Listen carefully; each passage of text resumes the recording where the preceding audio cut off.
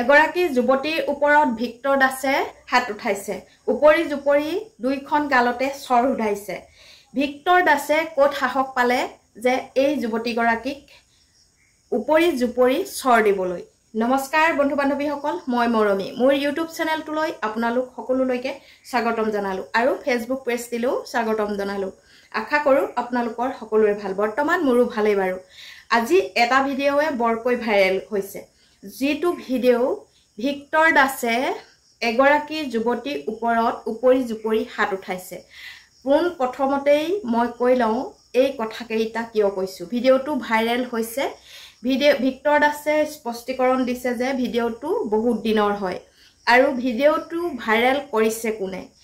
ভিডিঅ'টো ভাইৰেল কৰিছে যিজন লোক, তেওঁক এতিয়া ভিক্টৰ দাসে প্ৰত্যুত্তৰ দিয়াৰ বাবে, ভিক্টৰ দাসৰ বদনাম উলিয়াবৰ বাবে এই ভিডিঅ'টো মুকলি কৰিছে। আপোনালোকে কথাকেইটা মন কৰিব। ভিক্টৰ দাসৰ এইগৰাকী কোন হয়? ভিক্টৰ দাসে কিয় উপৰি জুপৰি চৰ সোধাইছে? সেই কথাটোলৈ আমি পিছত যাম। সেইটো স্পষ্টীকৰণ ভিক্টৰ দাসে দি থৈছে, যিহেতু সেইটো আমি পিছতো আলোচনা কৰিব পাৰিম। পোন প্ৰথমতে কৈছোঁ, ভিক্টৰ দাসৰ এগৰাকী যুৱতীৰ ওপৰত হাত উঠাবলৈ কোনো অধিকাৰ নাই।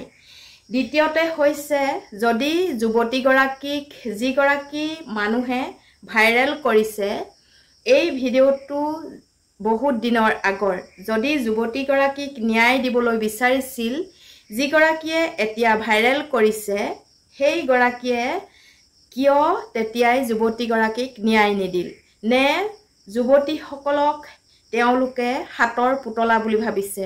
এজনে চৰ সোধালে, আনজনে ভিডিঅ'টো কৰি সংৰক্ষণ কৰি থলে আৰু যেতিয়ালৈকে তেওঁ কথা ভিক্টৰ দাসে উকলিয়াই দিয়া নাছিল তেতিয়ালৈকে ভিক্টৰ দাসৰ এই ভিডিঅ'টো পাব্লিক কৰা নাছিল। আৰু এতিয়া ভিক্টৰ দাসে যেতিয়া নেকি তেওঁক উভতি ধৰিলে, উভতি ধৰাৰ বাবে ভিক্টৰ দাসক আনফালৰ পৰা লেং মাৰিব নোৱাৰি এই যুৱতীগৰাকী ভিডিঅ'টো ভাইৰেল কৰি তেওঁক ডমিনেট কৰিবলৈ লৈছে।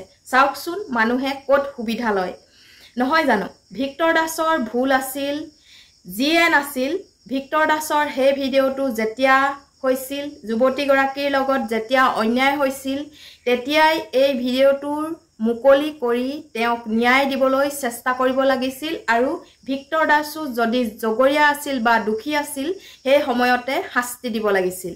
কিন্তু 20 চন 22 চন ইমান আগৰ ভিডিঅ', এতিয়া ভিক্টৰ দাসৰ ওপৰত প্ৰতিশোধ লোৱা মানুহজন কি? মানে তেওঁ কথা উভতি ধৰাৰ বাবে তেওঁক এই ভিডিঅ'টো উদঙাই দিয়াৰ কাৰণ কি? আপোনালোকে নিশ্চয় বুজাসকলে বুজিছে মই কিয় এই কথাষাৰ ক'লোঁ।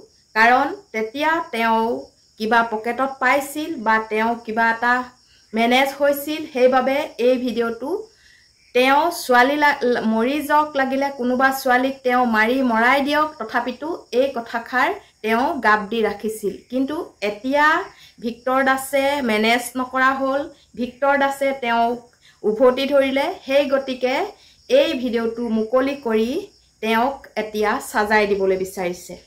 মই মোৰ নিজৰ মনৰ কথাকেইটা ক'লোঁ, আপোনালোকে ভুল শুদ্ধ বিচাৰ কৰিবচোন। আৰু যদি মোৰ কথাকেইটা ভাল লাগে তেনেহ'লে লাইক, কমেণ্ট আৰু শ্বেয়াৰ কৰিবলৈ নাপাহৰিব। আৰু যদি ভিক্টৰ দাস জগৰীয়া আছিল তেতিয়াই শাস্তি পাব লাগিছিল, বা জগৰীয়া হয়ও যদি বা এতিয়াও শাস্তি পাব লগা হ'লে নিশ্চয় এনে এই শাস্তি দিব। আৰু এগৰাকী যুৱতীৰ ওপৰত হাত উঠোৱাটো ভাল কথা নহয়। এইটো ভিক্টৰ দাসৰ ওপৰত নিশ্চয় অপৰাধেই হৈছে ভিক্টৰ দাসৰ ওপৰত।